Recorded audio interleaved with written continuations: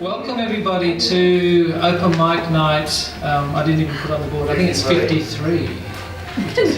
Oscar. 53. It had 52 before. As you can tell, Blaze is not here. You got stuck with me today. Hope that's all right. I just wanted to say that I'm actually really proud of Blaze for her commitment to do the Camino and to actually allow herself to actually have time away from the business to go and do it. It was a big call on her part to be able to do that. She really didn't want to leave the business at all. Does everyone know what the Camino de Santiago is? Yes. I'd just like to explain a little bit about what it is, just so you guys can get a sense of what she's actually doing. Can I do that? Are you okay? Yeah. Okay, so basically, this is Spain, obviously, and for about 1,000 years, pilgrims have been walking to a town called Santiago over in the far west of Spain, as in that's where St. John is buried. So they all came from Europe through Italy, and they came through, and that's why it's kind of from the east to the west. Now, Blaze has actually landed in Madrid, and then she got a train up to a town called St. John Pied de Port, which is a little town inside France, and that is the official start of the Camino. And what she then has to do is she has to walk all the way to Santiago. It's about 800 kilometres? It's 800 kilometres, 790 something kilometres. So basically, where she is now, she basically has just crossed, and she has to go over the Pyrenees here for about 2 days, which we've seen videos of, and it's pretty good. It's going to test her a bit with a 10k pack on her back as well. Then she has to walk all the way along here, over a few mountains and get to Santiago. Then she has decided to actually walk to a little town called Finisterre at the end, which is an extra 90 kilometres. And the reason to do this is back in when the pilgrims did it, they actually walked and they actually thought that was the end of the earth. So actually right on the edge here is actually the pilgrim marker 00.00. That's the end that they thought the world finished. So she's actually decided to do the whole trek. It's, as I said, it's about 890 kilometres all up if you cap on this bit. Yeah. And she's going to be walking 20 kilometres a day average. And she'll take about 43 days constantly walking without rest days, so she'll chuck a few rest days in there as well. So I think that is a pretty amazing effort, don't you think? So I just wanted to point that out because it's not just a small thing, and Blaze, I've known her for 30 years and she's not really been a really active walker. You know, you guys know me, I trek and I walk. She's never really done it, so we've been out training and I'm really proud that she's giving this a go. So hopefully she'll call me soon and actually know that she's alright. So everyone playing with Oscar, that's okay. Tonight it's open mic night and I'll be running it, so we'll keep it pretty cash and just kind of do the normal kind of thing, hopefully. So I know we have a few newbies in here tonight, so it's kind of nice of you. Thank you for coming. I hope you enjoy it. And we shall get straight into it, if that's all right. How long, Kev? Okay, how long? How many readers we got? So about 14 readers. 5 minutes? 4 minutes. 4 minutes? Taking Oscar. We'll give 4 minutes, Les? Yeah, 4.5 maybe. 4.5, yeah. So the way it works is Les will ding you when you've got like that. I think you have 30 seconds then to finish off. So don't think that you've got to actually then rush through and stop right halfway through a sentence. Hopefully try and finish it at a point you want, but don't go on for another 2 minutes after the second ding, which he'll double ding you in.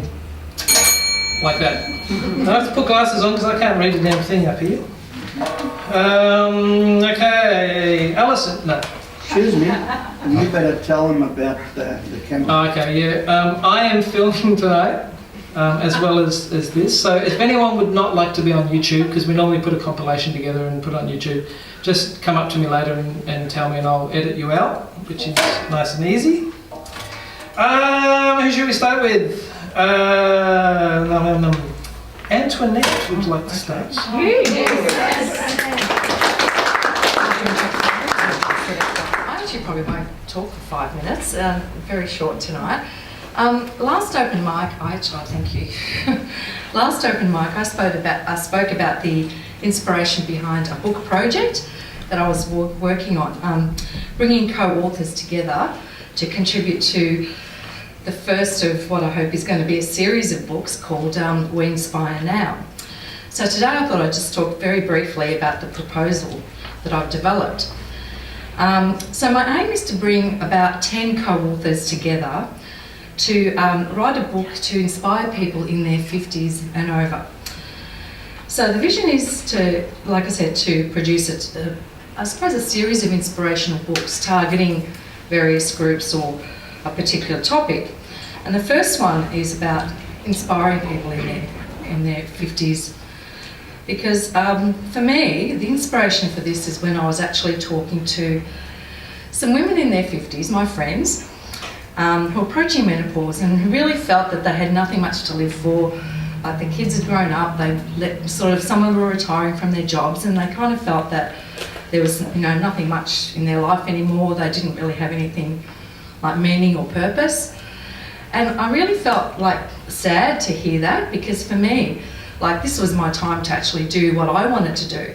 And I've been inspired to write my books and pursue my dream of the career that I really want. So I felt that it would be good to inspire others in that way as well. And even though my inspiration was women, I don't want this book to be exclusively for women. I think it's important because I think men also feel that. They get to an age where they think, well, they haven't got their job and the kids have gone, and then what's my purpose? What am I doing? So I think to inspire both men and women to say that take a chance, do what you want to do, follow your passion. It's never too late. And so for some of us, passion is actually writing. I think most of us in this room probably. And so for me, I wanted to make it affordable for people to be able to publish and to become a published author. So that's my aim. So I've put together a proposal, and basically if anyone's interested, please see me. I've got a couple of people already who are going to be writing, and that's very exciting. So yeah, come and see me. I've got a proposal just for your interest. So so that's all from me, I think.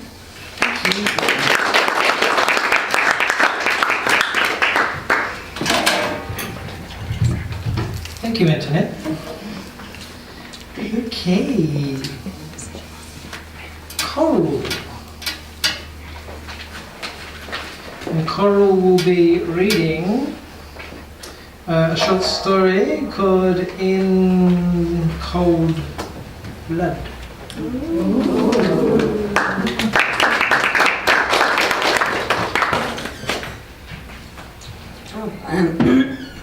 I've been having trouble coming up with stories for quite a while, and I thought the trick might be to try flash fiction and see if you can write a good story in around 500 words, and then the pressure's off for you to go on and on.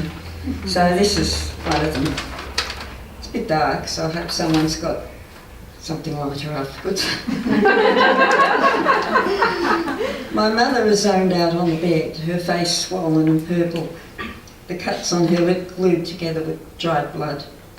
I watch her snoring quietly and hate her for what she put my little brother and me through by keeping us here year after year. We escaped once to a women's refuge, but he came and talked her into bringing us back, and so it continued. Does she care that little Brett is now 16 and on ice? Does she even care that he's gone? He couldn't stand it night after night. I was going to go with him, but she begged me to stay. She promised we'd leave. She promised. She twitches in her sleep and moans.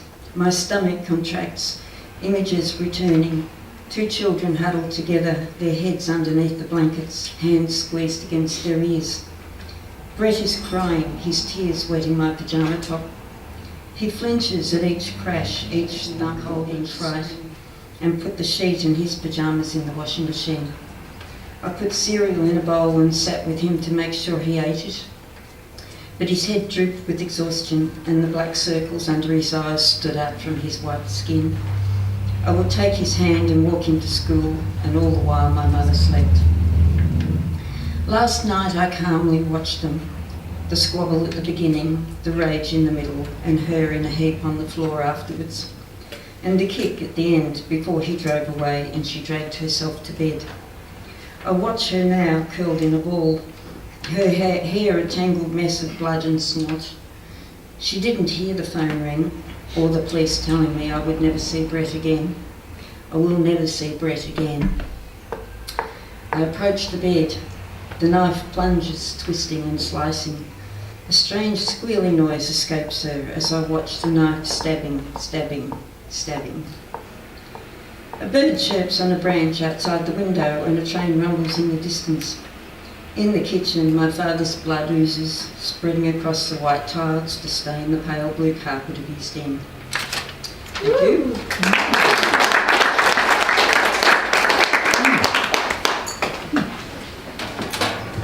Thank you, Coral. That was great. Okay. Lucky next. I think we should do Michelle Burke doing improv. Improv. Called Dreams. Hi everybody, how you going? We well? Good. Tonight I'm doing an impromptu on dreams. Now this came to me in the shower, as I get my inspiration in the shower, and it actually was about Blaze and her following her dreams. Now who here is living their dream? Hands up. You're living your dream? Now sometimes we live our dreams, sometimes we don't. Sometimes we're living a nightmare, and sometimes we're in between. We're in limbo. But, you know, thinking about Blaze and going on this huge walk, that's a dream she had probably 15 years ago, according to the blog. Yep. And she actually put that in place 15 years ago and has worked up to that becoming a reality. And that is amazing.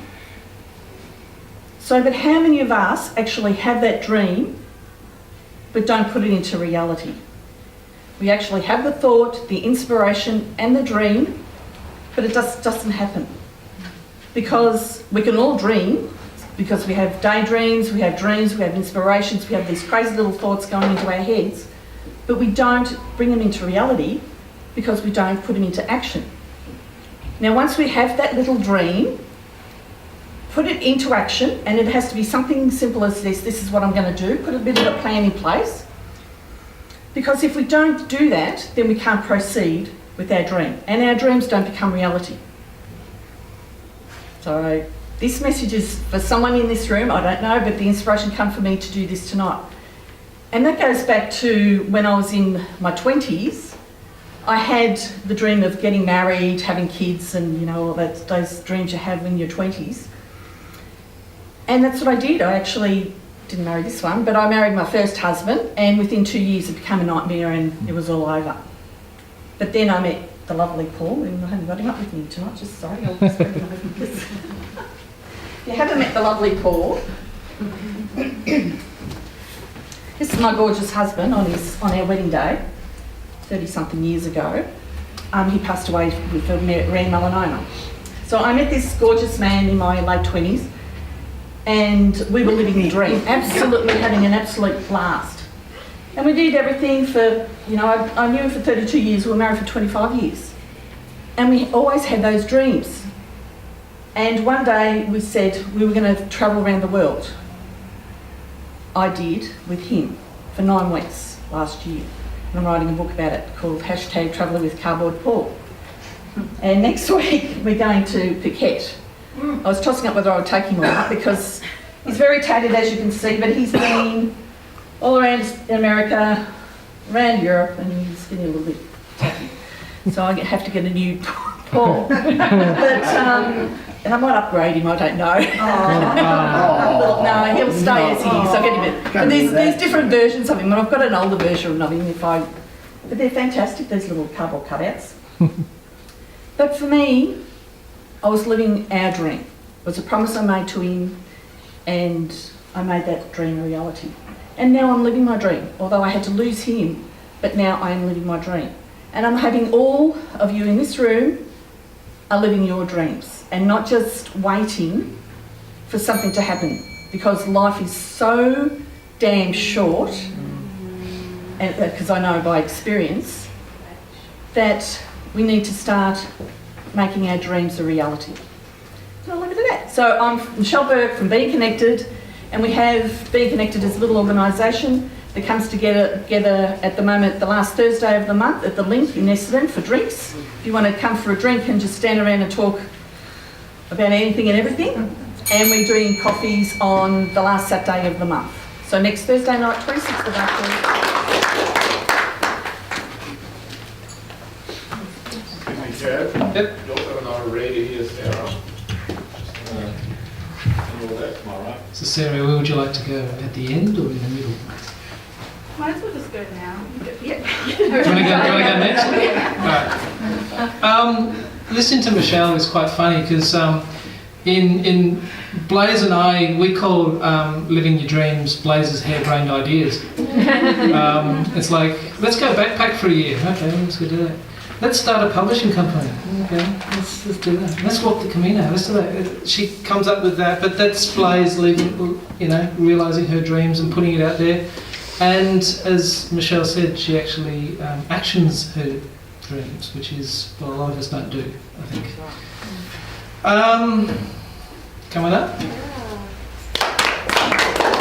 I don't know what she's reading. So this is a story that I wrote a few days ago. It's called Goodnight Saigon. It's about the time when I was trapped in Vietnam for 3 weeks with my father and a very emotionally unstable woman who was his girlfriend. Okay. So,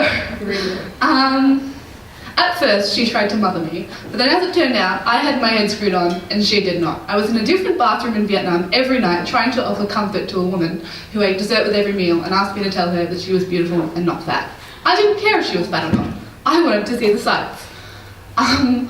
After midnight, my sisters and I were waiting in a hotel room, wondering if she would ever show up from the airport. He arrived at 11:53, explaining that he had to wait for her because she didn't like being left alone. I was 17. She was 58. Figures.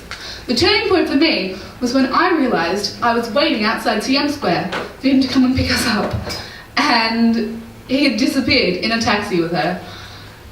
I was standing in the streets, I had no money, and my sister said, "We've got to get ourselves back to the hotel." I tried every single trick in the book to avoid her, but as it turned out, she was extremely clingy. 3 weeks with him in Vietnam was grinding my soul into a cheese grater, essentially. And when it was all over and done with, I said, "You should really break up with her now, so you don't lead her on." And so he said, "Okay, I'll do it when we land in Sydney." And we landed. And he said, "I'll do it today." And he didn't do it. He waited 2 weeks. He called her from Melbourne. And he said, "You're just not what I'm looking for." He didn't give any further explanation than that. And within 2 weeks, he'd gone back to his ex-girlfriend. I sat there trying to think about the relationship that he had had with my mother, who had been the fourth woman in his life. And I thought, does he really know who he is? Does he know what he wants from his life? Or is he using women as a distraction from himself? And that was it. I knew. He wasn't comfortable enough with the thoughts in his own head. That's the end.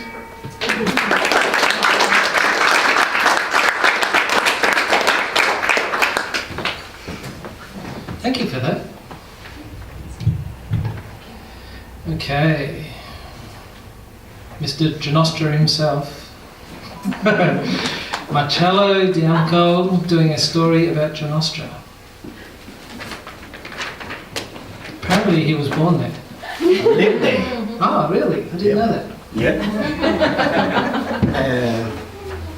Yes, I still live my dream. When I lived in Genostra with about 60 other people, when I was young, I always had a dream that until my last day I would have been able to draw, to paint, to read, not writing, and play music. I'm 77 now and I still do that. So I think I've lived my dream. And my son said, Dad, you've been able to live your dream, make a living out of it, and do what you want when you want. So I'm thankful for that. But looking at that map reminds me of Genostra, because that map doesn't show any sandy beaches. Genostra was all rocks. Not one, the smallest rock would be about this big. There was just massive rocks. So, but I'm happy that I spent my youth there because I lived with the nature. There was nothing to taint the air, the sea, what we ate naturally. But there was isolation. That was the only process. But you know why it was good. So I wanted to check before I come up here. I said, did I really live in this place? Yeah. Sometimes, and I'll come back and say, did I actually live there? Lived without a bicycle, without any road, with no toys. There was no telephones, no electricity, no water, nothing. Why did I live there? All right, my brother was a priest there, with a few souls to look after. But then I said, hang on, there must have been, and there was. So Genostra was for many years, it still is in many ways, the smallest port in the world according to the book of records, the Guinness Book of Records. So I happened to check these excerpts, which is better written, but just what Genostra is. How someone that comes from a godforsaken place, you know, and the next day arrives to, you know, after 30 days voyage, comes to Melbourne and lives 10 feet away from the tram line. But Genostra had one thing, had the most active volcano in the Mediterranean Sea. It still is. So Genostra is a small village situated on the southwest part of the island of Stromboli, and up until a few years ago, it held the record of the smallest port in the world, Il Pertus, which means a hole. Set in the rocks, it allowed access to only one boat at a time and contained only 3 embarkments. The others, the boats, were pulled with the help of characteristic beams of wood on which the boat slid into. So they were pulling with a block and tackle, and they had these logs where you put grease, and to make sure that you could sort of bring the boats as far away from the sea as possible, because the heavy seas were the norm, not the exception. For bigger boats, this area was impossible, so they were usually reached by a smaller boat, were loaded aboard and taken back to shore. When it was rough, there was one particular man who was not young any longer, because there were no young people there, would have to jump a few rocks, risking his life, and with a rope pull the boat out of the small opening. And so then at the time there was no electricity, anything, nothing. So about 10 years ago, they decided that to be more civilized, and they started having solar panels. Then about a couple of years later, a small generator, but still it's run by small generators. Water now, because it's scarce, it's still in wells, and once in a blue moon when necessary, they bring in with the water boats and they pump it up there. There's still no means of transport. You still walk from the sea to the top, but in the last 10 years, modern transport has come up with the importation of about half a dozen mules. So that's the new transport. I'll continue next time, but that's what inspired me, the story. It's just like that. Rocks everywhere. And then I continue because it's paradise on earth.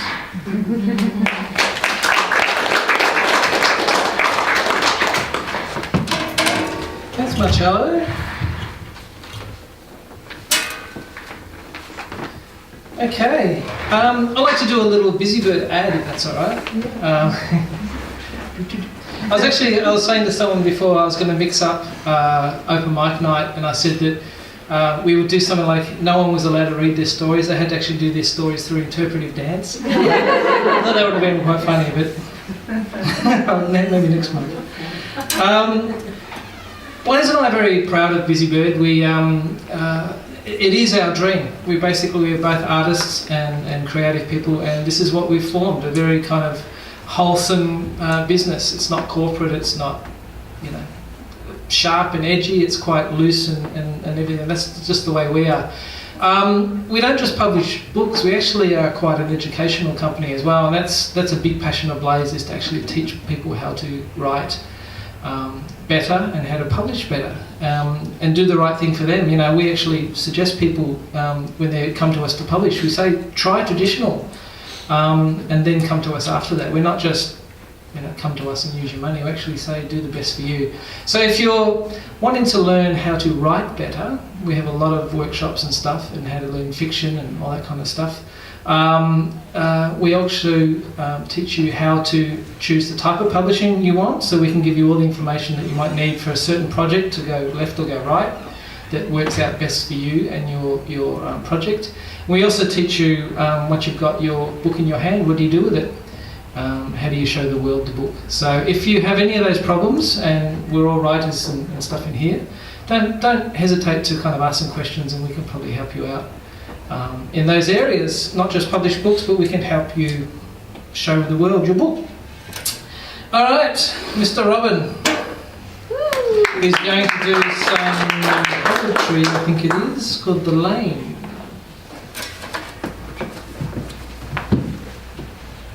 Thanks, I had a dream when I was 20 that I would marry a perfect woman, and I did at 22, gay. What does he want? Enough of the soppy. Enough of the soppy stuff. You thought I was going to say Elaine, didn't you? This is a glance back in time called The Lane. Trucks skillfully reversing down narrow lanes. Racks of swaying garments being wheeled into warehouses. The early morning activity heightened as the June frost began to thaw. The lane was coming to life. Flinders Lane, the heart of the Australian fashion industry in the 70s. A pulse that was hard to ignore. Textile importers in squat buildings, shoulder to shoulder from Spring Street to Spencer. Names such as Wenzel, Caldor, Martin and Savage, Seckers, Stolen, and the list went on, with windows, doors and vertical neon signs proudly displaying the company's names. Narrow footpaths bustling with interstate buyers, sales reps, makers and delivery men. Their enthusiasm and keenness kept the heart of the trade beating. Next summer's range was due. The big boys, Buckley and Nunn, now David Jones, Meyer and Georges were making appointments. The rush was on. After weeks of planning, fabrication, design and colours, it all had to come together on time. If you were late by a week, sales would be significantly affected. Today, the lane moves to a different beat. The textile trade has been replaced by galleries, restaurants, coffee shops and boutique hotels. Now young execs crowd the still narrow footpaths, enjoying the tilted sun, with coffee in one hand and a mobile in the other. Tourists, delivery men, graffiti artists and company executives dodge around them. The lane has changed, but the memories remain. Thank you.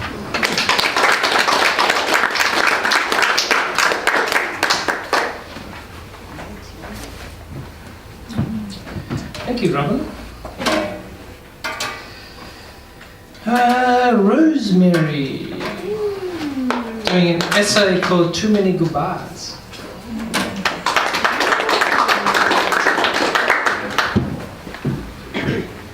I'd actually changed names about 3 times. I wrote this over 2 hours at about 2 o'clock, 1 o'clock yesterday morning, last night. Okay. Our first relocation was from Sydney to Melbourne in 1987. Just a 6-month posting, we were told. The 6 months stretched to 21, with us constantly being reassured our inevitable international posting would happen any day now. When I fell pregnant, my doctor, knowing our situation, worriedly asked me what support systems I had in place. I flippantly said it didn't matter, as our time here was limited. She looked me squarely in the eyes and said, "Rosemary, you have to rid yourself of your temporary mindset and start acting like you're going to live here permanently." Her advice was enormously helpful in our subsequent moves to 14 countries over the course of the next 17 years. But this mindset was at a great cost, for when you act like you're going to live in a place forever, you invest in it. You invest in the language, you invest in the culture, you invest in the people.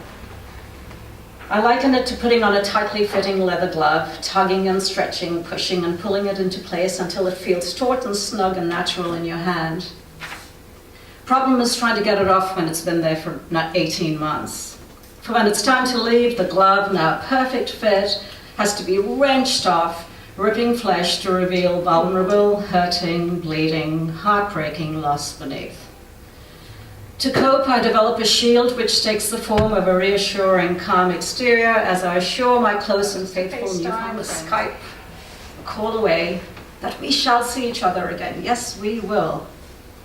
I stiffly break away from tight, lengthy hugs, a catch in my voice. My eyes shine brightly as I blink, smiling, always smiling. I pat people's backs goodbye, pull faces, raise the sarcasm a notch. I won't miss the manic traffic, the rip-off tourist places, the hole-in-the-ground toilets, the cheating taxi drivers, I say. I enter the plane, smiling brightly at flight attendants, accept my champagne, feel the bubbles rise spiritedly up to my lips and descend shakily down to the pit of my stomach. I look out of the window, scrutinizing the terminal building, the familiar ground one last time, thanking God that runways are such soulless places. Close my eyes, it could be anywhere. I watch as the luggage and meal carts are loaded, watch as the men with large Jägerferns and orange batons wave the captain on his way, watch with aching heart as I pass the flying windsocks, as wing flaps extend, as jet engines roar. Watch as the flight gathers momentum, increases thrust as the ground leaves us, as wheels retreat. Watch as we ascend into the space above which my future destination lies. And as the high clouds embrace us, I close my eyes tight, tears sliding down my cheeks, one fat, salty drip after the other. Anonymous at last in my steel surroundings, I give in to the pain and weep. Many hours later, our new location approaches. Drinks are cleared, tray tables raised, seats upright. The ground races to greet us, rubber meeting tarmac. We have arrived. I brace myself, take a deep breath. Right, here comes that first hello. Bright smile now, hand outstretched. Great to meet you, glad to be here. And 18 months later, we'll do it again.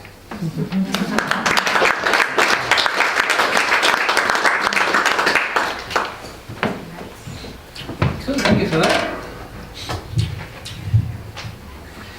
Okie dokie. Joanne, which I have a little asterisk next to it, is very nervous. Do I hear that? No? Not tonight. No? Okay, fair enough. Come up, doing a poem, Whisper of a Dream. So I thought I'd continue the theme of dreams. Funny how that happened. Whisper of a dream. Deep in a dream I whispered, read my lips. I turned to read yours, swaying in the wind. A wilted echo ooey gooey on shored ground going. A vision of healing spirits lifted from your thoughts. A spell clouds over, right there, hearing tones seeping into your bones, vapours suspended in space over our parting ways, hovering on a joined string, thousands of miles in spring. You're in charge of your dreams. I'm out of control, it seems. Nice night for a dance. Lasts late. Monsoon sneeze, causing brain freeze. Heart's constant drumming, where wishes have melodies, sounding pure as nature, reaching over sea horizons, where snow colours its white with its white pencil. Sun stays low, shadowing us in north and south skies. Humidity stolen, given away the salty fireflies. Answers some spirit questions by the golden glimmer of joy I've mentioned. Soft, delicate feathers lay on the footpath, laying on grass blades, scattered all around your route, smiling in assurance in the morning aftermath. Watch the mime reduced to drinking dew juice and releasing his magic stick. Taste tongue licks from parted lips. Gold-plated vessels, a tender gesture nestles at the head of the table. The dreamer still sleeps in lucid dreams. Hazy tainted peaks spook, the thrills of God's wrinkled look, rising and settling from Alice's sizable hole. Moontide wipes your brow and waves at you now. Woodlands come into view. Misty mushroom teacups sets up under a willow tree. Tells you to dance on sunflowers. Get it on, busy poet sours. Don't blow this one, the opportunity has risen for you. Stretch and grab the marble advances. Ground with smile under your feet before answers. Snowflakes rain heart-shaped during your blissful moment reading. In the spotlight, pondering moments, all eyes on you, lovely. Wilderness opens wide, huge, hugs you till kingdom come. You're sour, up and over ocean drives. Violet sprouts in the light so bright. You'll die of firelight. You'll die of fright. The voice carrying forth a brave place from silent space cries loud, worthy to be heard, as she speaks of lovelier new hopefuls. Nightingales hold love in her hands. Now elements appear around her posies of nerves. In a wealth of shining light, spellbound, dreams cut over diamond stones. In the remote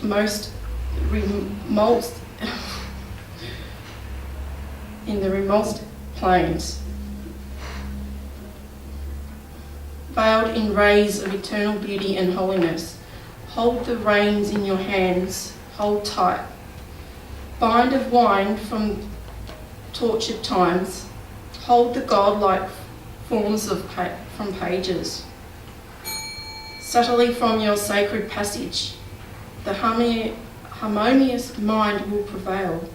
Moulded wings transformed, charging chariots riding your soul. Take charge of your current state. Taking stock of the clown, mate, vanishing into common. The swiftness of doves spread out white, gliding over the surface of the billabong, reaching the gong. Oceans have no ripples running within her heart. Air bubbles rising to the top. A puff cloud of love shifts inside their chests, pulling by the tide. The birth of the two tender souls, radiating each other, kissing garden melodies, triumphant highlight, twilight, earthquakes. I've just got one little paragraph left. As I watch an eclipse of floating spheres, the view before me more captivating, noticing I'm looking towards the mirror and hearing whispers of romance, and your silhouette casting exquisite light upon the right breast, right by my side.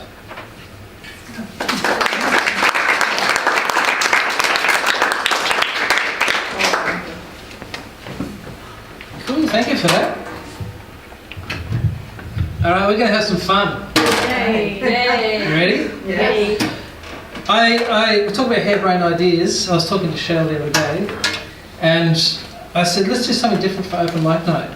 So I'm going to basically get us all to write a story right here today, on the fly, improv. We're going to do something. You're all writers. You should be all able to do this. So what I'm going to do, this is my stupid idea, is I'm going to start off with something. We're going to go down to Mudchalla. No, actually we're going to go to Shell, and we're going to go along the aisles, and then we're going to go that way, goes that way, that way, that way, all the way finishing to Noni, all right? So what the rules are, okay, is I will start it, and then you finish on a sentence, then Shell will hopefully, I think, maybe stand up and do one line. You can take the story anywhere you want. Okay? You got that? Yeah. So basically, I'd start it and then just goes along. So just and we'll get to Noni at the end. Hopefully, she can finish it. Yeah. All right? Cool. Now I'm just going to on the fly. I haven't even thought of something. All right. Once upon a time, there was a frustrated writer who every night would sit at his desk, scribbling and scribbling and scribbling, ripping paper up, rolling it into balls and throwing it into a bin. Night after night he would do this. One night, lying in his bedroom, which is next door to his writing room, he woke to a sound. He walked into his writing room, looked at his desk and saw a perfectly written A4 piece of paper that he hadn't written. He looked, the window was open, the curtain was blowing, and he heard the sound of a flute. Come on, quick, it has to be on proof. First thing you think of. First thing, show it. First thing. Doesn't matter. There was a possum scurrying across the edge of the back fence. Behind the possum was a short, small goblin playing a tune on his flute, smiling back at him. The goblin had some friends in the fairyland and they were orchestrating behind as well. Tough one. Wow. Take the story anyway, you can go anywhere with it. You can shoot the goblin if you like. Yeah. Kill the goblin off. But he looked again and they were all gone. Yeah. Oh, just like that. They disappeared. Oh, Marcello. No, they didn't disappear. Actually, they changed it into the god Pan was playing the pan flute, and we were listening attentively to the beautiful music. Cool. Michelle. And as we were listening to the music, there was this wild storm brewing. You could hear the thunder and you could see the lightning. And it was coming from the music teachers from the local school.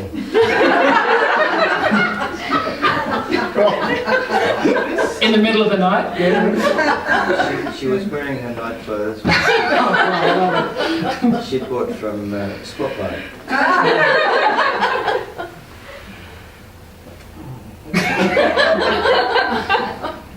Behind her were 35 students who'd been fed a medicine that she had derived, which had put them in a hypnotic state. And they were following her across the paddock and about to go into 24 cars that were sitting in the paddock waiting for them. The cars were on a journey to a festival of sound. Lots of guitar playing and singing and dancing. Jimmy. And all of a sudden it dawned on me that sounded very much like Stairway to Heaven. It's like sculpture. As he was leaning out the window, quite entranced with what was happening in front of him, barely notice a hand reach out and lightly brush him across the neck. All of a sudden there was fairy dust, and in they came out of the weather, okay, and all sat inside the room, and they started to have a conversation between each other. I'm confused as to who's because I actually think that they were in the car heading off to the local music festival. Oh. They were heading off early. It was the middle of the night, but they had a long, Tamworth's a long way to go. and so that's what was happening. So they headed to Tamworth in a bus that just happened to pull up with a driver who was drunk. What could they do? As it turned out, the whole thing was a hallucination. From a 17-year-old boy who was high on heroin. The whole thing was in his head. Go, Bo. And in the middle of all this, he wondered just what was on that page that was written on my desk. Thank God we got back to it. Maybe I should read it.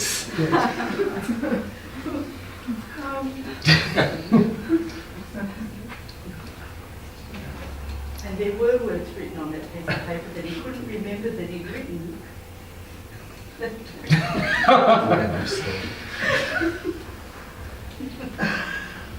So he continued to read. He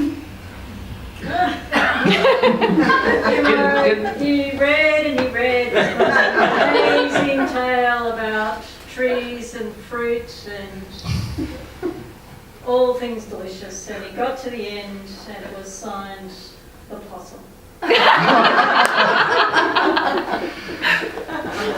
Alison? Turned out the possum had actually written a shopping list. Or actually a bit of a shopping list of what the possum was actually needing from him. So he took the list and went to the supermarket. Cool. He went to the tavern to get more information about the story, and he met this man. He says, "I'll tell you a story as you finish your pen." He says, "It'll be a short one on Thursday."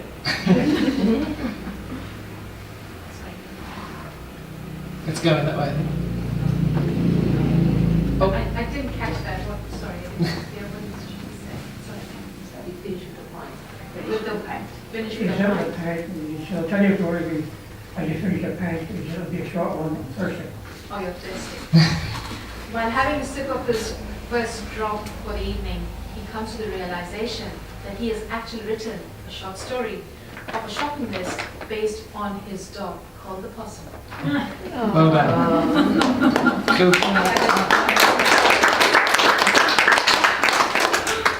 It's not easy just thinking of stuff like this, especially when it goes into weird stuff.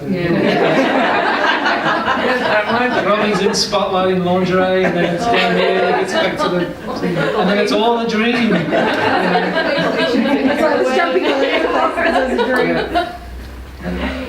Saved Bo, because that was getting really awkward. Cool, thank you for that, guys. I just thought I might just lighten it up a little bit. Cool. Great. Patrick, which I'm guessing is Auto Patrick, kind of makes sense, is going to do a bit of poetry. Yeah. Beautiful. Speak nice and clear, Patrick. Good evening. I'm sure that many of your favourite your own favourite writers and poets. This poem here is about a female poet of mine. Her name is Sylvia Plath. I don't know if any of you know her. She's an American poet, and she married the poet laureate of England called Ted Hughes. Well, Ted Hughes is he's a womanizer, and he didn't stay true to her faith, like you know, and she ended up committing suicide. And it's called Sylvia. The twilight sun struggled to linger on the horizon, displaying its displeasure in golden, glowing crimson's protest. The prolonged black sun winter winds, an urgency of hunger to it, stampeded down from further north, a hurling sharp breath of ice. Once more that mantle of darkness, shrouded with persistent infidelities, shadowing odious debated compromises, ever recurring distraught recollections. All seemed well gracefully outward, yet a torment disguised so deeply, beyond rehearsed justifications, those bohemian days and nights of life. Her soul damaged beyond repair, through a world malfunctioning, with deeper shades of delusions, psychosis eating her alive. Eager to escape this tortured sanity, unceremoniously disconnected her existence. The final revelation. The next one's called Returning. And I've got to be glasses. I was back in Ireland last year with my wife, catching up with family, and I wrote this. Returning. The landscape gave comfort to my emotions, with ever-changing moods of brooding clouds over green meadows. The cool, moist breeze in the early dark of evening mist whispered names of those who ventured before. The brogue of tongue brought joy to heart. Faces from youthful years, now aged mature in character, peeled back layers of memories from the pages of life. There have been many farewells to this land unchanging, patiently craving returning souls. And the next one here is called Those Green Eyes. I wrote this on Sunday. When I found you, I found myself. We were like flower buds opening up to the morning sun. Our lover's breath whispered words to send our hearts firing upward with the wind onto clouds with dance. Haunting till the sun gave way and moonbeams glistened bright those green eyes, revealing therein where resides the moon and how they entopped me to be alive. And the final one, I wrote on Sunday as well, it's called Darkness. I looked for love, yet love ignored me. I found loneliness, loneliness consumed me. I descended into darkness, darkness devoured me. I welcome darkness as a lover's embrace. Thank you.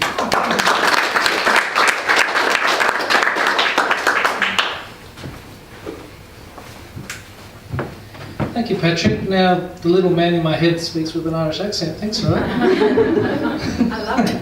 It's funny, like, you know, like when you start talking, it's like, oh, what's he talking about? And then you kind of concentrate and you actually can understand it. As I said, now it's all kind of... Thank you for that. Next we have Miss Noni, who's going to do an excerpt out of her new novel, which is coming out the 10th of May, which she will tell you all about, called Rosemary's Retribution. No, you tell. Height deficient. First of all, let's give a big round of applause to Kev and Liz for doing this great job in the absence of Liz. First of all, thank you for having me and putting up this. Really, really appreciate it, guys. So, our own MC, Mr. Kev, will be emceeing the night on the 10th of May. There is a list which Kev... Can I do another group thing around the room on your launch? Yes, Story? actually you can. We'll go through. Yeah, There'll be a couple hundred people there, so it'll take a while. So. We'll ask Aisling to do that. Yes, put that in the program. That's a good idea, actually. Really loved it because we're there all in writers. So, well, this is my Living the Dream, Michelle. This is my second novella, and I'm also living the dream of doing a screenplay as well for my first book. So, yes, some exciting times, which I will announce later. But I'll just talk about this book, what the book is all about. It's called Rosemary's Retribution, not yours retribution, Rosemary, but it's Rosemary's Retribution. And big I'm really, really thankful for Busybird, especially Blaze, Liz, and I've got Alison here too today, for really crafting, like really pulling my work together and crafting it so well. And I'm forever thankful for that. Thank you so much. So I'll just read what the book is all about. So it's in modern Melbourne. Rosemary is introduced to a horrific truth about her parents, Shabana and Ted. A trip that goes all the way back to Kolkata, which is Calcutta now, in India in 1975. Even before the national crisis of the emergency, I don't know anyone knew about the 1975 emergency during India, which you've got to read the book then. Social divisions are widening, dark times are gathering. Kolkata is also where Shabana and Ted meet. Shabana is a maid in the Foreign Office, while Ted is a young diplomat from Melbourne. The two form an unconventional relationship that grows into love under the shadow of Urdu poetry and Western literature. Against cultural differences, both fight for acceptance, Ted from his manipulative mother, and Shabana from her overbearing father. They find themselves caught in a web of family secrets and betrayal, all to be reintroduced 40 years later to Rosemary. So will Rosemary take revenge, or will she disappear into the realm of her happiness? So that's the backdrop of the story. I'll just read, I don't want to give it away, but it's from the chapter 15th March 1974, Shabana before Ted's arrival. So it's on page 88. I'll read very small and then I'll leave. There were 3 knocks at the door. Ted quietly opened the door to see a smiling Shabana standing there, pretending to serve tea to Ted. "Sahib, your tea," Shabana said to a smiling Ted. Quickly entering his room, Ted grabbed the pot from her hand and tossed it in the table, and carelessly spilling tea everywhere. He grabbed Shabana and pulled her closer to him, kissing her passionately. "Close your eyes," Ted requested. "Why?" Shabana asked. "Come on, close your eyes, please." Ted pleaded with his hands folded. Shabana nodded at Ted's sincere request and closed her eyes. Ted put in front of her a purple glass bottle with a gold cap. The bottle had intricate glass carving. Ted opened the cap and put the bottle in front of Shabana's nose. "Take a deep breath and smell this." Shabana inhaled and exhaled, quickly next to the bottle. Her lips broke into a smile. "Janiman," which means sweetheart. "It's Rosemary." She opened her eyes and grabbed the bottle. "Oh, it's beautiful. Where did you get this?" "Actually, it's pretty funny. I asked your father. He said, Boro Bazar." Ted replied, laughing. "Abba," which means father in Urdu. "That would be interesting. Why did you get me a gift?" "You love the herb and I wanted to give you something that you love. Consider it as my wedding present," Ted mocked. "Do you have to bring that up?" Shabana grumbled, handing the bottle back to Ted. "Sorry," Ted replied. I also went and apologized to James. I did it to feel better. I did it for myself." "You're happy now?" Shabana asked, taking the bottle back from him and smelling it. "I think so," Ted replied. Taking Ted's hand, she leaned forward to kiss him on his lips. "Thank you for the lovely gift," she said, sitting on the floor cross-legged. Ted joined her, resting his head on her thighs. Shabana carefully relaxing. "Read me something." "But how much time do we have?" Ted asked. An hour." "Okay, how about Rumi?" Shabana asked Ted. "It's your call." "Anything," Ted replied. Clearing her voice, Shabana began reciting. "Stay close, my heart, to the one who knows your ways. Come into the shade of the tree that always has fresh flowers. Don't stroll idly through the bazaar of the perfume makers. Stay in the shop of the sugar seller. If you don't find true balance, anyone can deceive you. Anyone can trick you out of a thing of straw and make you take it for gold."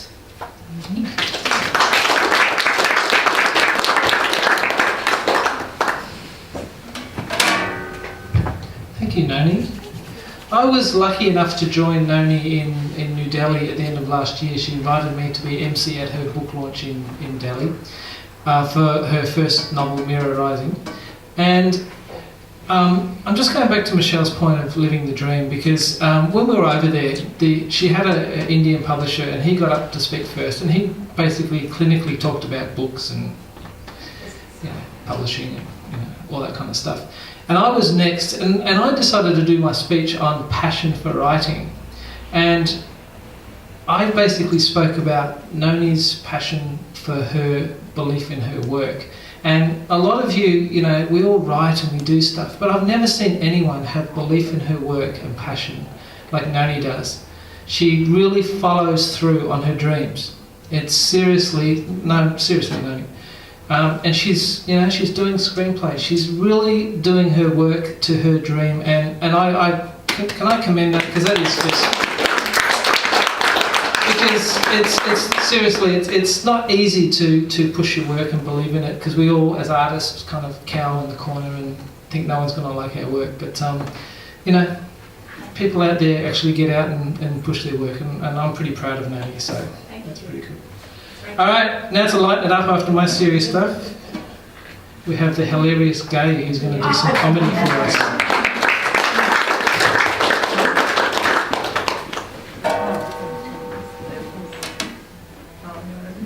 Oh, she's got props. One thing was in a swimsuit, would we?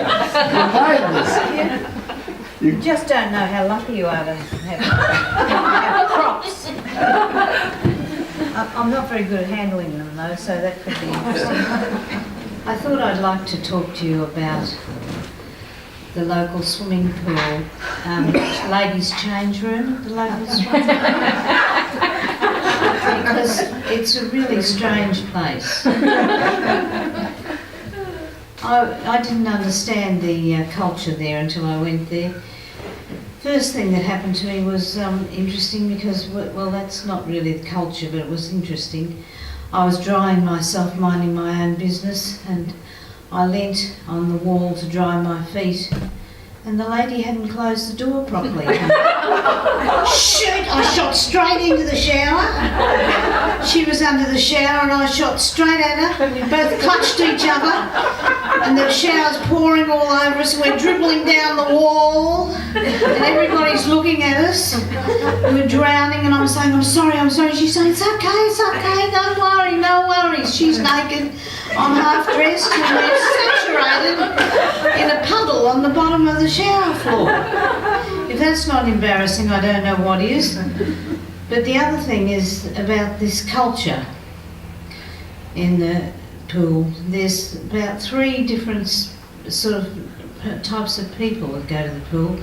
There's one that is nude all the time in the dressing rooms, and they think they're beautiful, and they strut around showing everything and being beautiful all the time.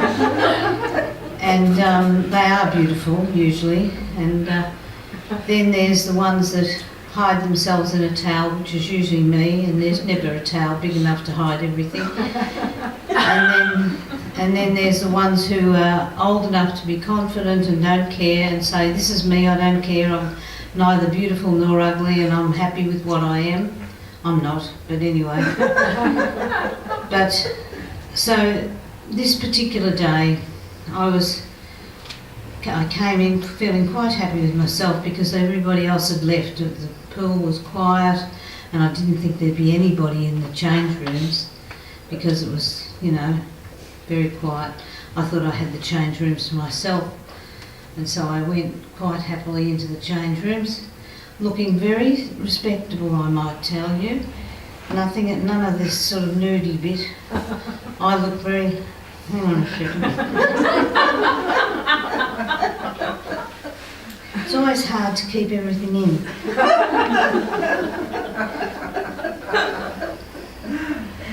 Here we are. And so I looked really respectable and I walked in there and there was a woman there and she was one of the beautiful ones. And I thought, oh no, she was strutting around. And I thought, well, I'll just have to be very careful. So I was in the corner, under my towel, and everything had to be dried under the towel without anything being shown, which is very difficult. So I was drying myself, it took forever. But she was strutting, so it didn't matter really, because she was still strutting around showing how beautiful she was to nobody really. I wasn't looking at her much. had another lady come in once, and I was sitting minding my own business on the seat and drying myself, and all of a sudden this Amazon of a woman came up and she lifted her leg up and just hanging off my nose, my chin, everywhere.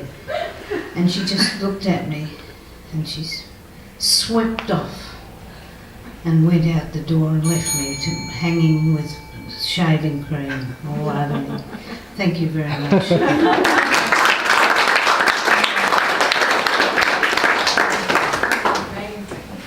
I still want to see the bathers. You still want to see the bathers? Yes. You still want to see the bathers? You said talk about them. Oh, I can bring them in, but I'm not wearing them.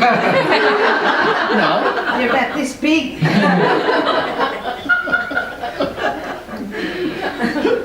You can actually go home tonight and say you actually went part of the Melbourne Comedy Festival. I was on a comedy festival. Were you?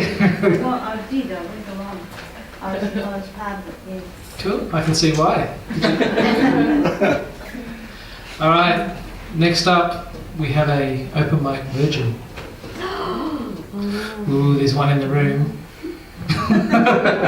Can that open mic virgin please stand up? Aha! Miss Allison is going to read something. I have no idea what it is.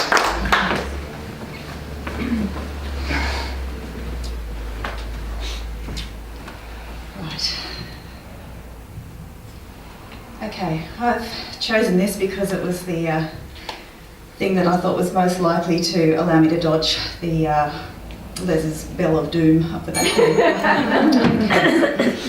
All right. I missed the train. I wasn't even close. I was still ambling through the car park trying to wake up when I heard the station announce a caution its departure, and I didn't even think about running for it. So it left without me, which gave me a chance to sit. I found a bench next to the new veggie planters, and after giving the butter lettuces a look, chose my spot in the sun. There was a cool breeze. The sun was warmer than it had been, and if there had been a metre for the cool breeze versus the sun's warmth on my back, the sun was pleasantly, but not overbearingly, in front, by a whisker. I missed the train and I didn't care. There was no consequence, at least none that I know of. Perhaps in a larger butterfly effect kind of flow-on,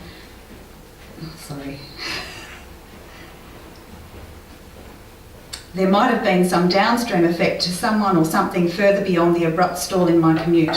But for me, in that moment, nothing dire was going to happen. No fallout, no lateness, no disappointment, no anxiety, no apologies. It meant nothing. It also meant that nothing, and I mean a real kind of nothing, could happen.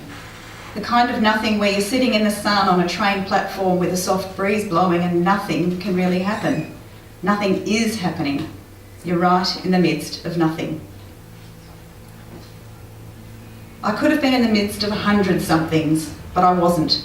I wasn't on my phone or reading a book. I wasn't looking at my watch or planning my explanations and excuses or deciding what to do next or wishing I'd worn something warmer or wondering when the next train would come. Because I was doing nothing. It was warm enough, I was cool enough, I was seated comfortably enough, and I had a moment because I missed the train and I didn't have to be anywhere at a particular time. The world failed to go into freeze frame just for me. There was no camera to turn to capture the narration of my thoughts to the audience. The traffic didn't stop. People around me didn't turn into statues. The world continued turning and birds kept up their chatter. Elsewhere, people worked, talked, arranged, arrested, planned, calculated, wondered, measured, hammered, argued and published. Rumbles and hubbub happened in the periphery, but my little spot on the station was untouched. The sight of the rail yards did not offend me. There were treetops enough to enjoy without having to focus on any potential blights on my outlook. But truly, if the difference between a flower and a weed is a judgment, then surely the same goes for rail yards. One person's cabbage is another person's rose. A train station overlooking rail yards is as good a place to sit as any other. So I sat with nothing to do until the next train rumbled into the station and I got on board, swept back into the bubbling turmoil of life and activity. I missed the train, but I did not miss the moment.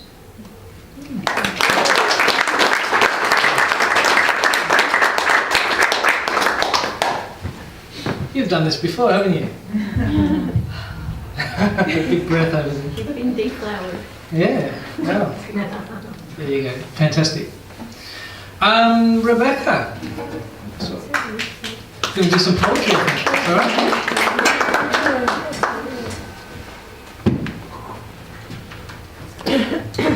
Good evening.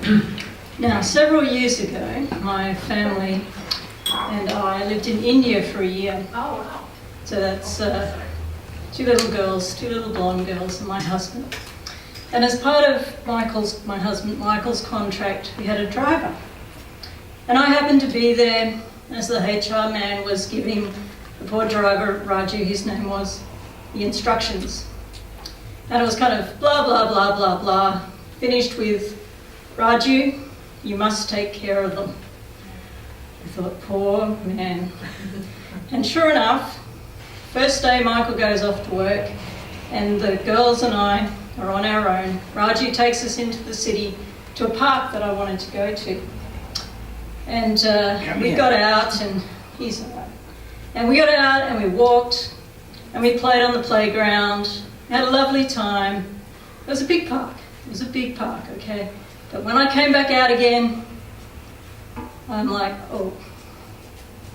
Northern Hemisphere and I was completely disorientated. I was also a target. 2 pretty little blonde girls and me.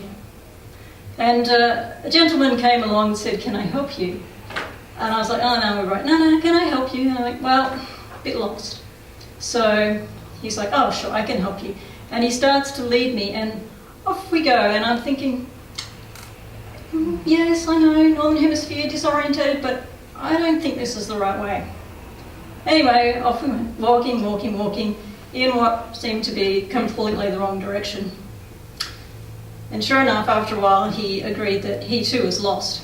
So we all got into an auto rickshaw or a tuk-tuk, if you're more familiar with that. And he returned us to where Raju was waiting. Now, you've probably been in an auto rickshaw, 2-stroke engine, all the traffic, they are noisy as. You cannot hear anything. I certainly could not hear that my phone was ringing in my pocket. When I checked it later, it was Raju. He'd been worried about us and wondering where we were. Marvellous, I thought. This guy is going to take his job seriously. Anyway, we got back to Raju. We all hopped out and my helper was hoping for some remuneration. And just then Raju stepped out of the shadows and that was the end of my helper. I so thought, aha, this guy's very helpful to have around. Now, I'm a country girl. Sorry, this is a long intro, isn't it, to my poem? I'm getting there. I'm a country girl. And so the only way I was going to survive living in an Indian city for a year was to explore the countryside. And we took to asking Raju to drive us to parks or whatever, right out of the city, just into the countryside. And we'd go for a walk and stuff, climb a mountain maybe.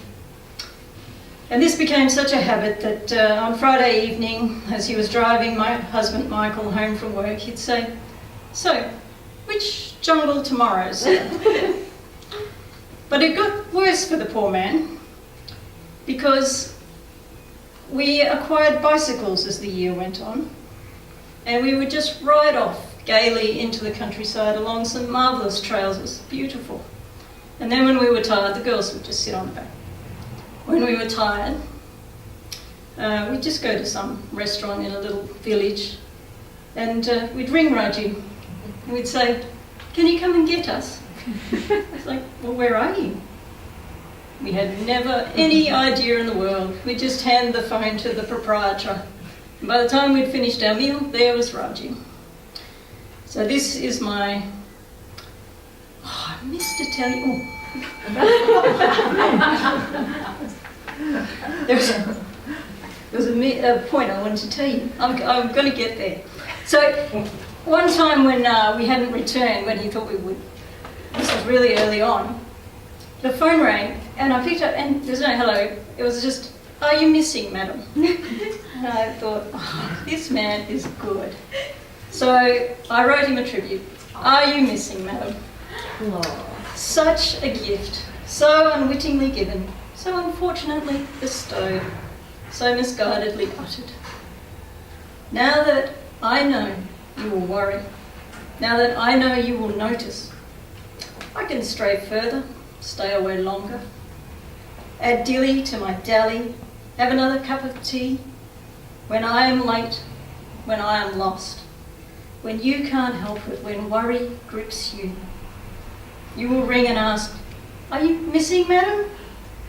And the answer, yes, hopelessly, shamelessly, heedlessly, missing. Yes, happily, magnificently, triumphantly, missing. I am missing because I know you will find me.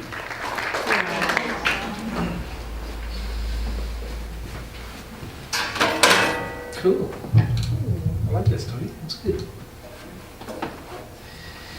Okay, next we have Miss Shell, and she's doing a story called The Cold, which is really kind of, I was standing over there thinking it's quite funny because every time Shell comes in here, Les and I are sitting there in t-shirt and shorts, and she's running out to a car getting more clothes and blankets and sitting at the computer freezing, and we go, "What?" Thank you. Shell, The Cold.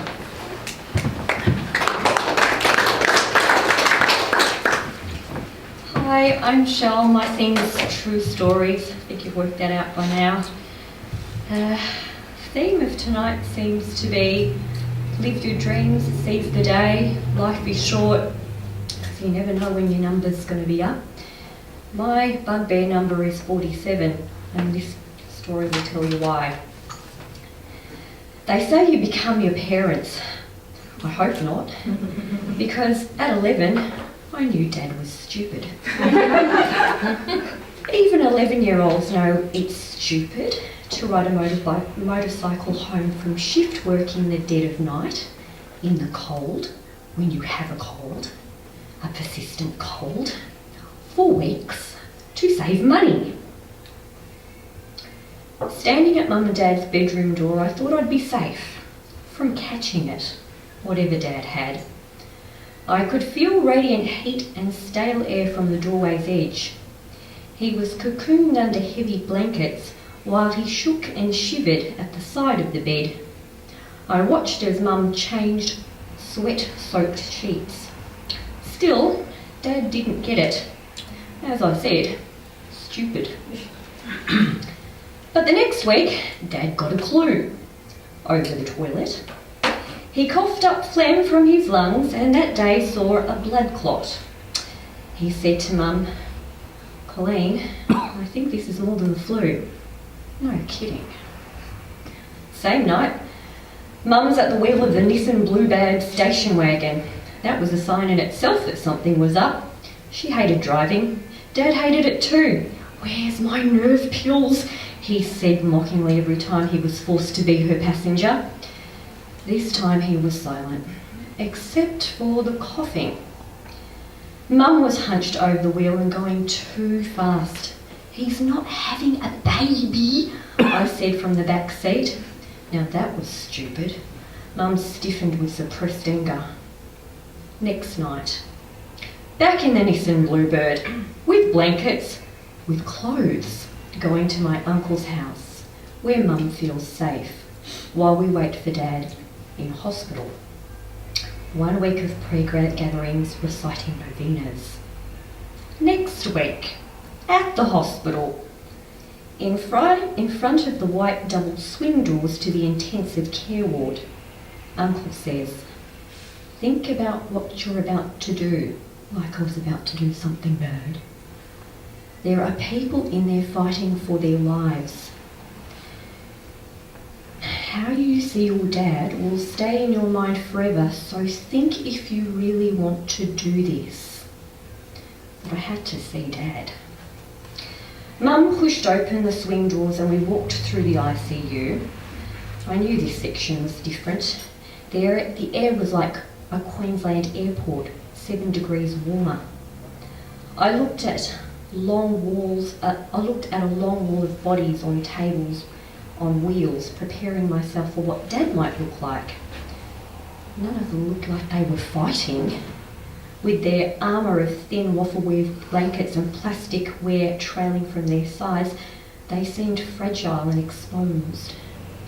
We had to walk past them because Dad's bed was at the far end on the right, in the isolation ward, to protect the others from catching his cold. We entered the glassed-off room and closed the door. Mum took position near Dad's head, I near his hand. Don't know where my little brother was, probably wedged between us. Mum touched Dad's forehead. He was still burning. She said, maybe to me. The nurse said, he can't respond. The machine is breathing for him. Something about brain dead, maybe, but I could sense he was still there in his body, not far from the surface. Dad, if you can hear me, wiggle your finger. I held his hand and waited. Lucky I was touching because no one would see the bone bend those 3 millimetres or see his effort like he was lifting a car. Mum, he moved his finger! I knew he was in there. We left and gathered back on the other side of the swing doors.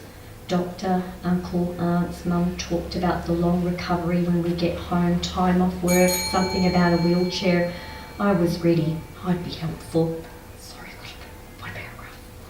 1 week later, back in the ICU, Nana, Papa, Uncle, 3 aunts, 5 cousins, Mum, brother, me, crowded around Dad's bed. A white cotton sheet covered him from waist to toe. A relative tried to cover him up, but the sheet fled, exposing him. Another aunt called out, put the sheet back this way and cover him up. Dad looked vulnerable. Death looked vulnerable.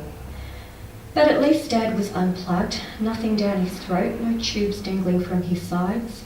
My cousin was sobbing, my elderly aunt moaning, it should have been me.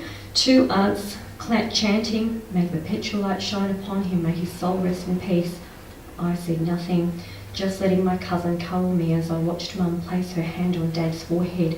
She gasped slightly, and in a tone that sounded both surprised and pleased, she said, the fever's broken. Today, on the 18th of April, 35 years ago, at the age of 47, my dad died suddenly in the space of about 2 weeks after catching a cold. And next year, I turned 37. And sometimes when things happen in your childhood, you just wonder, am I going to be like my parents? And when I wonder that, and I say that to people, their response is, don't be stupid. So I think the message today, or the theme today, is live your dreams. Live your dreams. Happy anniversary, Dad.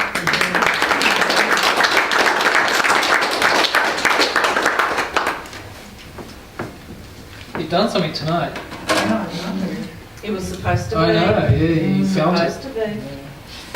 Can I always say that, talking about proud, when we first met Shell, she came to Open Mic Night to get over her fear of public speaking. Can you believe that? She would sit in the corner, she was petrified. Petrified. Don't you think she presents really well now? Yeah. Amazing. Good, well done, Shell. Okay, getting near the end here, we have Diane. Who's going to do a bit of flash fiction for us?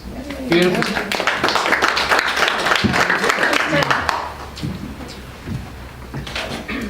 Okay, hello everyone. This was 5 years ago now, and how about that 17th of April, so talk about anniversaries and so forth. But I work at a school, we had a staff literacy competition where once a week an image would be sent to staff, and you need to come up with a story, and need to be not more than 60 words. So there's a couple here that I'll read out. This one, I don't know whether you can see the image. It's of an old truck. Can you see that? Yep. Yeah, so this was my interpretation. Envision. Lost your marbles, Pa. Good one to keep that heap of rust. Never you mind, Ma. Be worth something for someone who's into restoring. These internationals were a goer workforce in war times. I should put that for sale sign on you and see what comes back. Now don't you be like that, Ma. You'll see. Can't judge a book by its cover. So that's one. Okay, and this one, you can see there's a, there's all keys there, old keys. All right, so that one I titled Treasure Trove. Library walls hold an abundance of knowledge between book covers, giving forth an invitation to unlock doors of our mind and seek growth, a welcome diversion to the life comforts we often adopt. A drawer full of keys shares the same intrigue, each key unique to its lock. What mystery will it uncover? What memory will it stir? So that was another one. Okay, and this one here, I couldn't quite think, it took me a while to try to figure out what they were doing. I don't know whether you can see that. So I came up with this. The title is Too Right, Dave. Can't see today's young folk bothering with this work, eh, Bill? Was just saying to the missus this morning about the paper being delivered as a drive-by thrown from the car window. Whatever happened to paper boys on push bikes? No backbone this generation. It's hard yakka that toughens boys into men. No time then to cause trouble.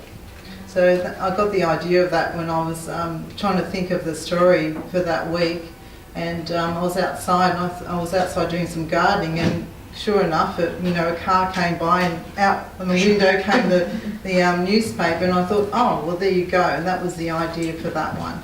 So that came through. That one was shortlisted too, so I was very happy about that.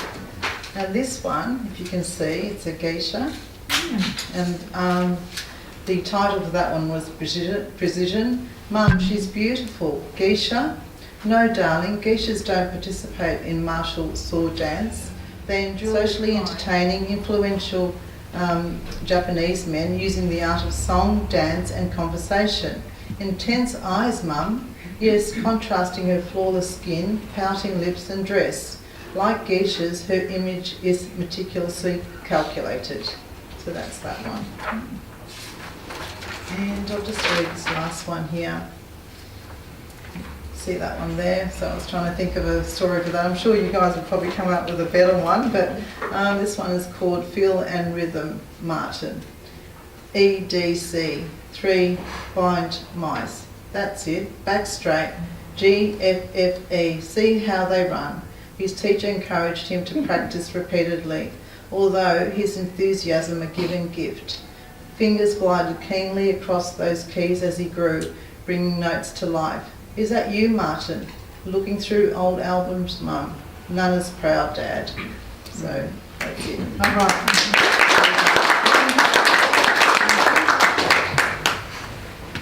Okay, right. Everyone's sighs and breathes when they leave. It's like going to the dentist. You're walking out the door, you're gone. Well, it's pretty nerve-wracking being up there. It is. Okay, we've come to our last performer of the night, and I'm going to stick with the theme. Michelle's just made it everywhere. This guy here, Jimmy Fong, who's about to play, a lot of you have seen him before play here. He is just amazing talent, and when we say follow your dreams, the dream for Jimmy to get where he is now is basically his decision to stop working in his family business. Oh, he still works there, but he said to his wife, I'm going to want to be a musician and I'm going to go off and follow my dream. And he's not just followed it, he's taking it. He's like Noni, he's just grabbing it. He's just spent 7 weeks over in Asia, in Penang and KL. I don't know if you know, follow him on Facebook. He's just done a proper full video. He's written songs, he's got albums, he's performing over there. I've seen videos of him, packed house, arena kind of things, just playing. Soon he's going to be so big he won't come to our open mic night. He is going to be huge. So sit back everyone and just listen to Jimmy. He's just brilliant. He's going to play.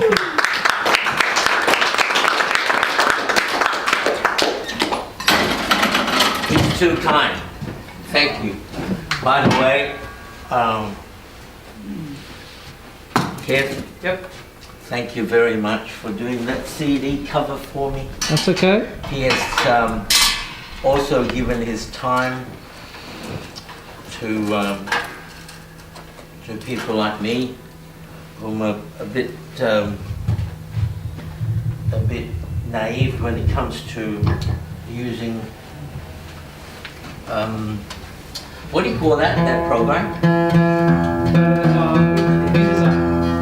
Yeah. So thank you. I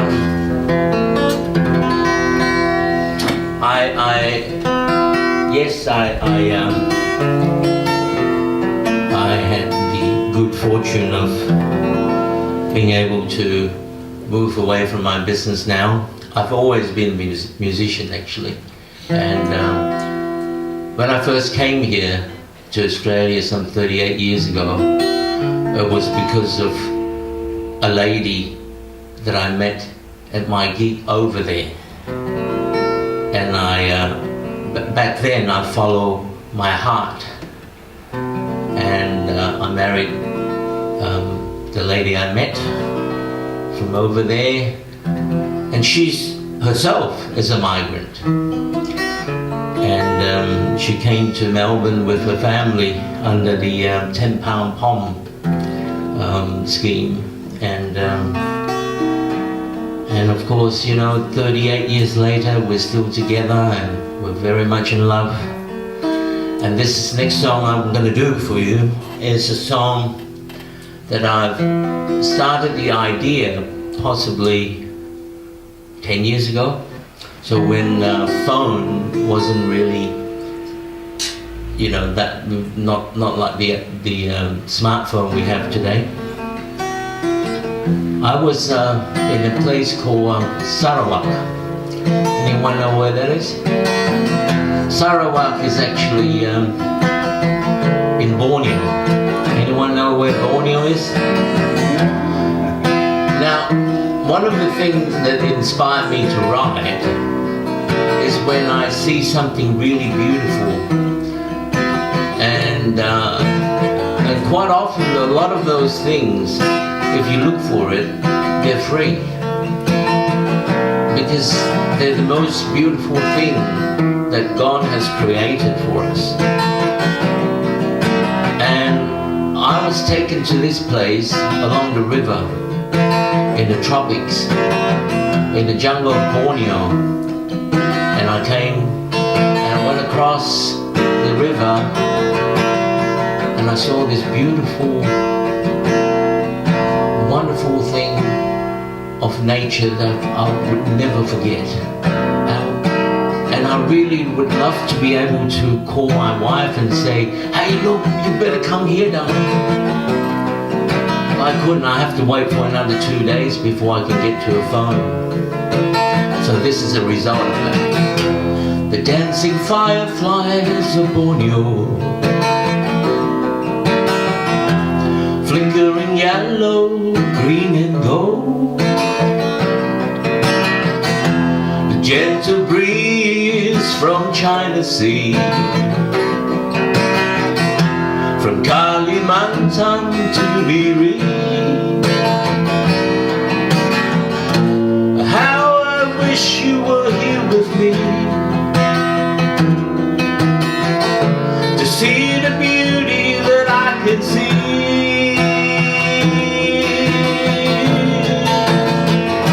Sarawak is where I am. Come and join me if you can. I want to share here with you so you can feel the magic too. I'll take you by the hand as we walk through Hornbill Land. Sarawak, here I'll be. Won't you come here and be with me?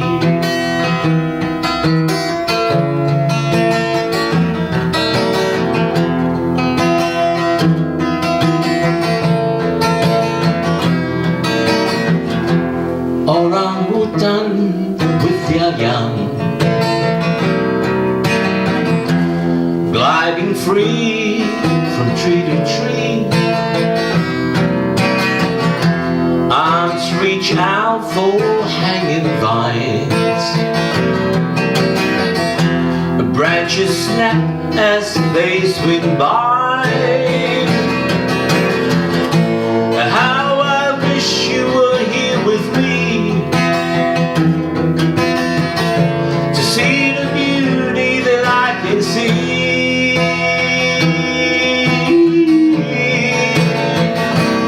Sarawak is where I am, but come and join me if you can. I wanna share here with you, so you can feel the magic too. I'll take you by the hand as we walk through Hornbill Rand. Sarawak, here I'll be, won't you come here and be with me?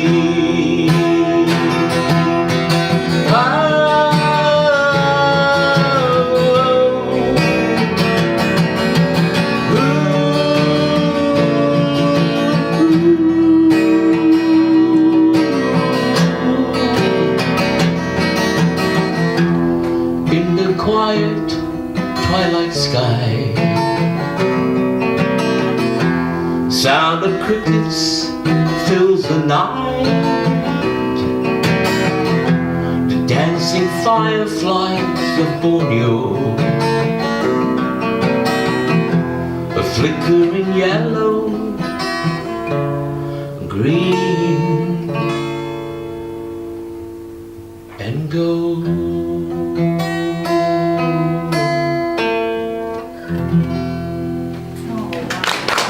Thank you.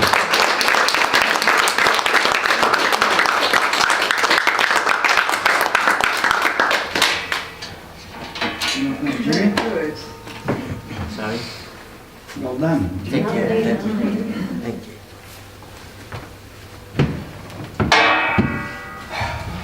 Told you. He is good. He was actually just showing me on his phone that he's selling out these new shows he's got overseas, and he has a good point because he's actually charging a lot of. Like, how much is a ticket for your show, Jimmy? 150 ringgit, 100. Which is how much here? About 60. Yeah, I know. And we were talking about how you are worth the money. You know what I mean? You could sell tickets for $15 because you think, no. I owe too much money. But we had a great conversation the other day about how you charge what you're worth, and I think Jimmy is definitely charged. I think you got $100 tickets now, haven't you? 150. Yeah, yeah. And people will pay it to see him, and he comes to us. How cool is that? Yeah. This is the best place to be around here. Cool. Follow your dreams. Everyone tonight, seriously, it's a theme. Make sure you remember that. Has everyone got their little ticky? Richard Trembar's not here tonight, so unfortunately no one can sit next to him and win. Yeah. He actually messaged today and said that whoever wins tonight is just random. Tonight I didn't really have a specific gift to give, so what I would like to do, Busybird produces a lot of different books on a lot of different subjects. So whoever wins tonight, you cannot have my book, unfortunately, of Mount Everest. Unfortunately, I don't have any to give away. They're just display now. If we lose them, I don't have any. So there's seriously, there's books on anything there. Whoever wins tonight can take their pick of one of those. Okay? Dum dum dum. I didn't bring my glasses. I have to squint. It's an orange A83. Two before me. 83. Two before 83. me. 83. Going. Anyone got an 83? Someone must have an 83. Who's got the 83? Some random walk in and out there. Hang on. Richard must have it. Is that orange? Yeah. They're all the same colour, so... Yeah. It's an 83. Definitely is an 83. They're all the same colour. They're all the same colour. Redraw. Yeah. So no one has an 83. Oh, you do? It says red on the ticket. Oh, well, red, orange. Yeah, we have a winner.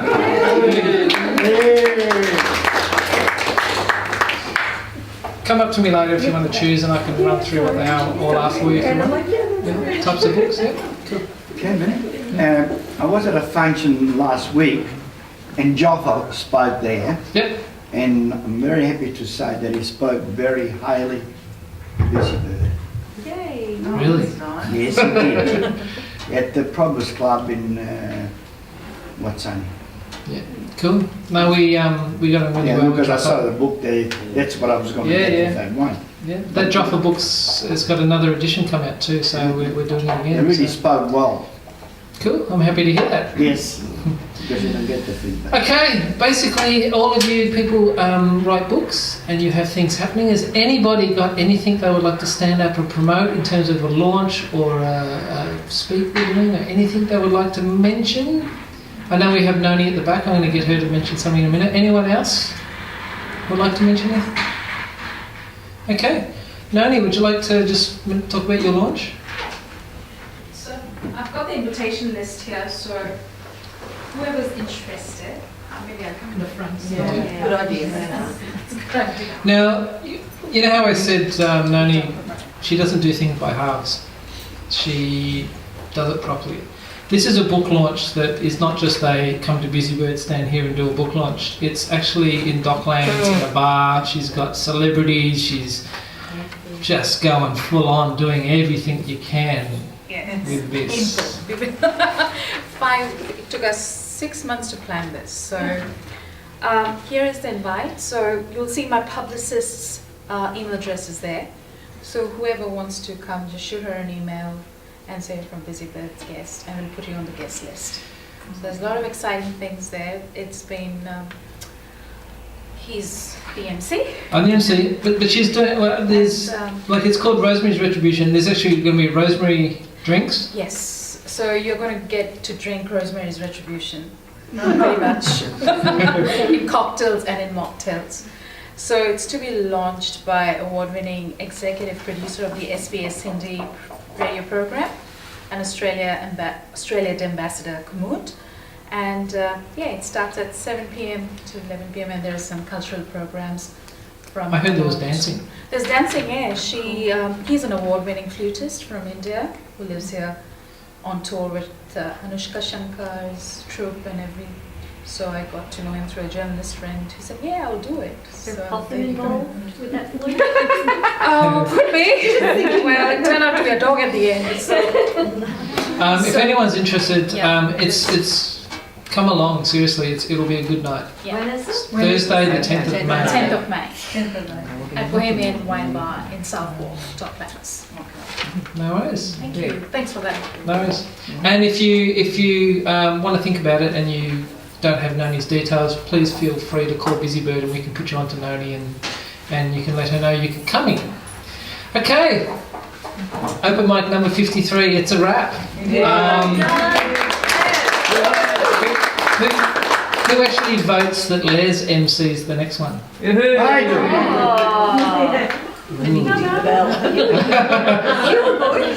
Yeah, alright, well, I don't know, do you want it? Do you actually want to MC it? I can MC it if you like, but there'll be none of this joviality. I think the theme of next month will be doom and gloom or something. Nightmares next week. Yeah, it'll be movie review. Thanks for coming, guys. Please have something to eat, something to drink, and hang around until we kick you out.